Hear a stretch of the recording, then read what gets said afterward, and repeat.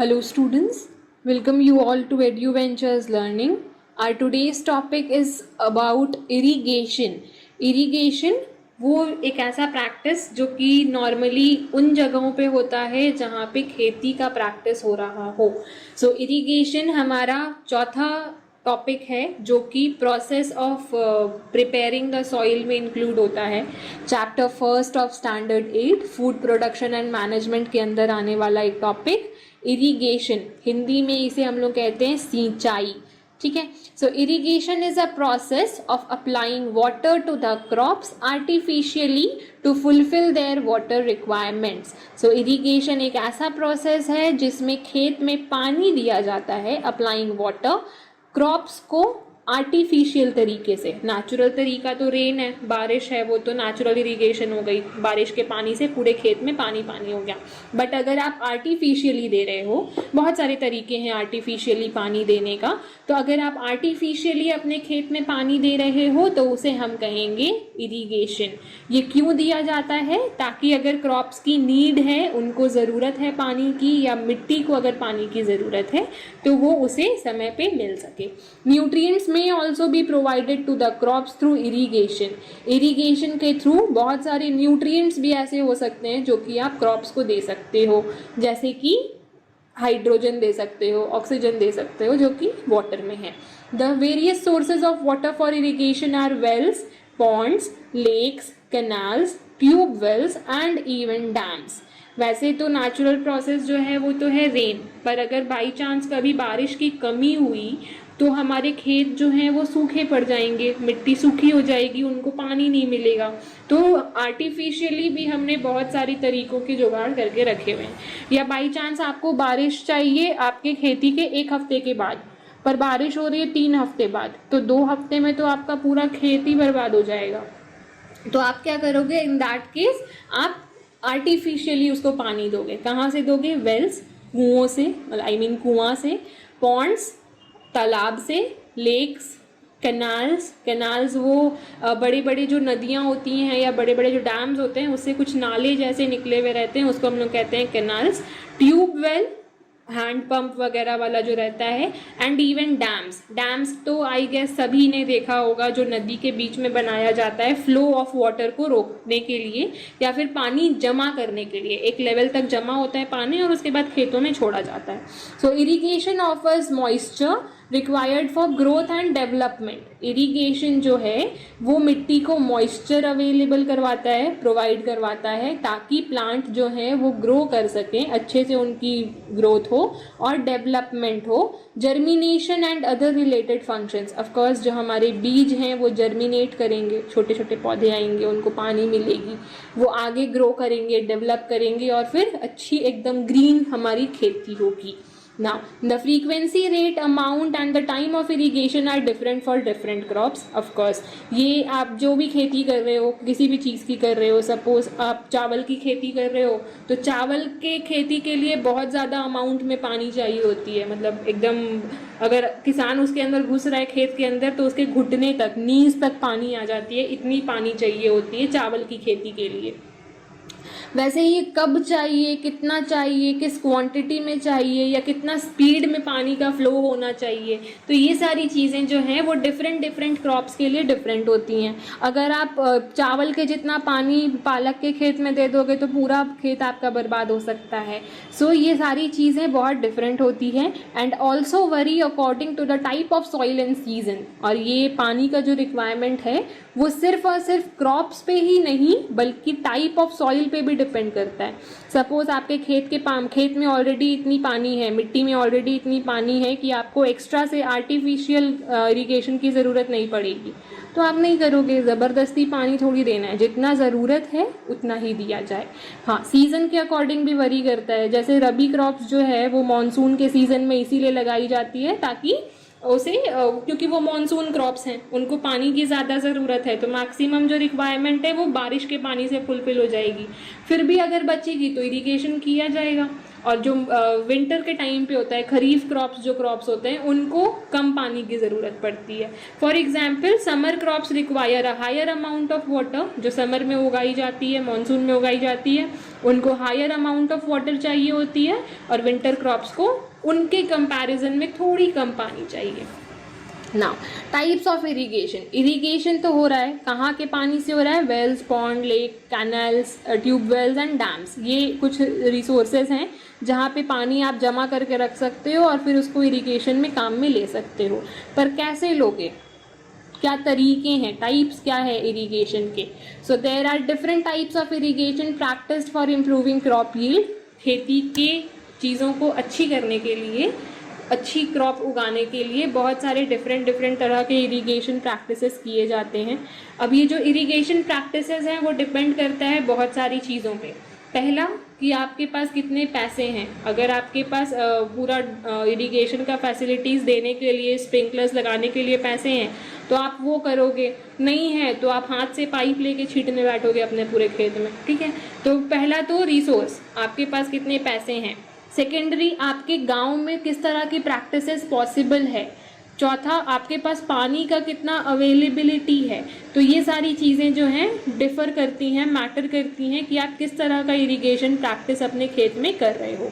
This type of irrigation systems are practice based on the different types of soil. साथ ही साथ ये भी डिपेंड करता है कि आपकी जो खेत है उसकी सॉइल की क्वालिटी कैसी है, आपके गांव का क्लाइमेट कैसा है, आप किस तरह की क्रॉप्स उगा रहे हो, और आपके पास रिसोर्सेज कैसा है, ठीक है। आप तालाब लेके बैठे हो तो आप काफ़ी सारा चीज़ प्रैक्टिस कर सकते हो। अगर आपके पास कुआं है तो शायद आपके पास थोड़ा कम रिसोर्स रहे, थोड़ा कम पानी रहे। The main type of irrigation followed by farmers include surface irrigation. बहुत सारे तरीकों के बारे में हम लोग इस वीडियो में जानेंगे, पढ़ेंगे। कुछ ऐसे तरीके जो नॉर्मली फार्मर्स अपने खेतों में करते हैं इरिगेशन के लिए। तो सबसे पहले है सरफेस इरिगेशन।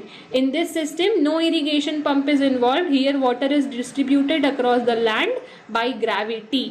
तो आप जैसा इस पिक्चर में देख पा रहे हो, ऐसे खेतों के बीच से ऐसे नाले बनाए जाते हैं। इसमें कोई पंप का दरकार नहीं है, कोई मशीन का दरकार नहीं है, बस जो नदी का, तालाब का पानी है वो बिल्कुल इसी लेवल में फ्लो करके आ रहा है और हर नाले से पानी पास हो रहा है, मिट्टी के पास अवेलेबल हो रहा है। तो इसमें, इस इरिगेशन में कोई पंप, कोई मशीन इन्वॉल्व नहीं है। ये बिल्कुल नेचुरली इसी तरह से लोग, किसान जो है अपने खेतों के बीच में गड्ढे खोदते हैं, बड़े बड़े लंबे लंबे नाले जैसे, और फिर डायरेक्टली पानी यहाँ पे जा रहा होता है। अच्छा, यहाँ ग्रेविटी का बात इसलिए किया गया है क्योंकि जिस फ्लो में वाटर है उसी फ्लो में वो जाएगा, इसको आप कंट्रोल नहीं कर सकते हो, ठीक है। Next is localized irrigation. In this system, water is applied to each plant through a network of pipes under pressure, under low pressure. अच्छा, लो प्रेशर मतलब एक सिस्टम बनाया जाता है पाइप का थ्रू, जो कि हमारे पूरे खेत में ऐसे लाइन लाइन से पार होते हैं, जैसा आप इस पिक्चर में देख सकते हो। और धीरे धीरे धीरे धीरे इसमें से पानी पास ऑन हो रही होती है, और जहाँ जहाँ होल्स होते हैं, जहाँ जहाँ प्लांट्स होते हैं, जहाँ जहाँ पानी की रिक्वायरमेंट होती है, उनको उसी के अकॉर्डिंग पानी को छोड़ा जाता है। यहाँ पे क्या है, देखो एकदम हैवी फ्लो से आ रही है वाटर, ठीक है, बहुत सारी पानी है, पर यहाँ पे लो प्रेशर, धीरे धीरे पाइप्स के थ्रू जा रहा है पानी। The next is sprinkler irrigation. ये बिल्कुल झरनों की तरह होता है, बड़ा मजा आता है ये देखने में। Water is distributed from a central location by overhead high pressure sprinklers और from sprinklers from the moving platform. कई सारे स्प्रिंकलर्स जो हैं वो ज़मीन के नीचे होते हैं और ऊंचे ऊंचे फुहारे मार रहे होते हैं, कुछ ऐसे टेढ़े मेढ़े फुहारे मार रहे होते हैं। ये इन सब में पानी कहाँ से आती है, इन सब का एक मेन लोकेशन कहीं पे होता होगा, कोई पॉन्ड, कोई लेक होता होगा, जिससे वो पानी टानते हैं या पानी फ्लो होती है इन तक और सारे स्प्रिंकलर्स में जाती है। जब आप स्प्रिंकलर्स ऑन करोगे, जैसे आप टैप वाटर होता है ना, बिल्कुल वैसा ही, जैसे आप टैप ऑन करते हो पानी बहना शुरू हो जाता है, वैसे ही स्प्रिंकलर्स जो हैं इंटरकनेक्टेड होते हैं एक दूसरे से पाइप्स के थ्रू। ऑफ कोर्स आप जैसे ही स्प्रिंकलर्स एक ऑन करते हो, यहाँ पे जो टर्नल लगा हुआ है उसको आप घुमाते हो, वैसे ही सारे स्प्रिंकलर्स में पानी आना शुरू हो जाता है और पूरे खेत में एक साथ आप वाटर स्प्रिंकलर कर सकते हो, छींट सकते हो बिना किसी मेहनत के। हाँ, पर ये थोड़ा एक्सपेंसिव है, ये हर फार्मर अफोर्ड नहीं कर सकते ऑफ कोर्स, तो ये थोड़ा एक्सपेंसिव है। और ये जो स्प्रिंकलर्स हैं वो ज़मीन के अंदर से पाइप्स आते हैं इनके, तो उसके लिए पहले आपको खेत पूरा खोदना पड़ता है, पाइप्स बिछवाने पड़ते हैं, स्प्रिंकलर्स लगवाने पड़ते हैं, फिर वाटर का अवेलेबिलिटी भी देखना पड़ता है। अगर आपका तालाब सूख गया है, कम पानी है उसमें, तो स्प्रिंकलर्स काम नहीं करेंगे। तो बहुत सारी चीज़ों को यहाँ पे ध्यान देना पड़ता है। The next is drip irrigation. इसमें क्या होता है, in this type drops of water are delivered near the roots of the plant. This type of irrigation is rarely used as it requires more maintenance. अच्छा, तो ये है drip irrigation. इसमें क्या हो रहा है, देखो पाइप्स पार हुए हैं, ठीक है, खेतों के बीच से पाइप्स जाते हैं और बीच बीच में ऐसे कट्स लगाए जाते हैं या फिर ऐसे जगह छोड़ दी जाती है जहाँ से पानी टप टप टप टप वहाँ पे ड्रिप करेगा, मतलब टपकेगा पानी। तो पानी कहाँ टपक रहा है, जहाँ पे प्लांट है, जहाँ पे रूट है, जहाँ पे उसकी नीड है, ठीक है। तो देखो यहाँ पे पानी टपक रहा है, यहीं पे रूट्स है, वो रूट्स उस वाटर को अब्जॉर्ब कर लेंगे। तो ये एक नेचुरल तरीका है जिसमें कम पानी ज़रूरत पड़ता है, बहुत ज़्यादा पानी वेस्ट नहीं हो रहा है। यहाँ पे सबसे अच्छी चीज़ ये है कि पानी वेस्ट नहीं हो रहा है, जितना प्लांट को रिक्वायर है उतना उसको उस टप टप बूंद बूंद पानी से मिल जाएगा। सेकेंडरी, ये जो इरिगेशन का हम अभी आपको बेनिफिट बताएं कि ड्रिप इरिगेशन में ये बेनिफिट है कि पानी वेस्ट नहीं होती है, बट ये जो इरिगेशन का टेक्निक है उसमें बहुत ही ज़्यादा मेंटेनेंस की ज़रूरत है। चूहे वगैरह काट देंगे अगर इन पाइप्स को तो मुश्किल हो सकती है, कहीं से पाइप ब्लास्ट कर गया है या फट गया है तो प्रॉब्लम हो सकती है, ठीक है। तो इसमें रेगुलर बहुत ज़्यादा ध्यान देने की ज़रूरत पड़ती है। The next is manual irrigation, हाथ से करना। आपके पास कोई रिसोर्स नहीं है, आपके पास कोई पंप नहीं है, आपके पास कोई पाइपिंग सिस्टम नहीं है, तो आप सिंपल इस डब्बे का इस्तेमाल कर सकते हो जिसमें आगे में स्प्रिंकलर ऑलरेडी लगी हुई है, ठीक है। ये जनरली हम लोग अपने घरों में गार्डन्स वगैरह में पानी देने में काम आते हैं। अगर आपके पास पाइप्स वाइप्स हैं तो आप उससे करते हो, अदरवाइज इनसे करते हैं। So this is a labour intensive and time consuming system of irrigation. इसमें मेहनत बहुत ज़्यादा है, लेबर इंटेंसिव, बहुत ज़्यादा मेहनत और बहुत ज़्यादा समय लगता है ऐसे इरिगेशन करने में। सपोज़ आपका बहुत बड़ा खेत है, इतना बड़ा खेत है कि आप एक दिन में पूरे खेत में सिंचाई नहीं कर पा रहे हो, चल चल के अगर आप कर रहे हो तो, ठीक है। तो इसमें ऑफकोर्स ये बात है कि बहुत ज़्यादा मेहनत लगेगा, ऊपर से बार बार ये डब्बे को भरने के लिए जाना पड़ेगा। सपोज़ इसका जो आप रिसोर्स है जिससे यहाँ से भर रहे हो वो एक कुआं है, ठीक है। तो इस कुएं के पास आप जाओगे, कुएं से पानी निकालोगे, टानोगे, फिर इसमें भरोगे, फिर अपने खेत में आओगे, फिर जितना दूर में पानी देना है वहाँ पे दोगे, फिर इसको वापस भरने जाओगे। तो बहुत ज़्यादा मेहनत करना पड़ेगा और बहुत ही ज़्यादा समय भी लगेगा इसमें। Here the water is distributed through watering cans by manual labour. तो हाथ से करना पड़ता है ये सारी चीज़ें अगर आपके पास मशीन्स की अवेलेबिलिटी नहीं है। जनरली अभी ये चीज़ यूज़ में नहीं आ रहा है क्योंकि हमारे गवर्नमेंट ने बहुत सारी फैसिलिटीज़ प्रोवाइड की है हमारे फार्मर्स को, ताकि उनका क्रॉप का जो यील्ड है बहुत अच्छा हो सके, हम लोग एक्सपोर्ट कर सकें हमारे क्रॉप्स को और अच्छी इनकम हो सके, हमारे जीडीपी इंक्रीज़ कर सके। तो इसमें बहुत सारे फैक्टर्स इंक्लूडेड हैं, बट द पॉइंट इज़ कि बहुत सारे तरीके हैं, मशीन्स भी हैं, टेक्निक भी है और मैनुअल भी है। आपकी जैसी सुविधा हो, आपका जैसा रिक्वायरमेंट हो, आपके पास जैसा रिसोर्स अवेलेबल हो, उन सब मैटर्स पे डिपेंड करता है कि आप इरिगेशन के लिए कौन सी फैसिलिटी अपने खेत के लिए चूज़ करते हो। बट इरिगेशन करना सही समय पे सही तरीके से बहुत ज़्यादा ज़रूरी है।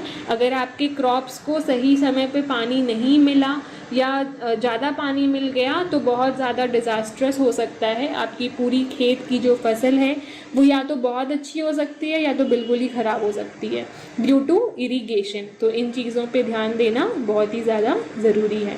Thank you so much for watching.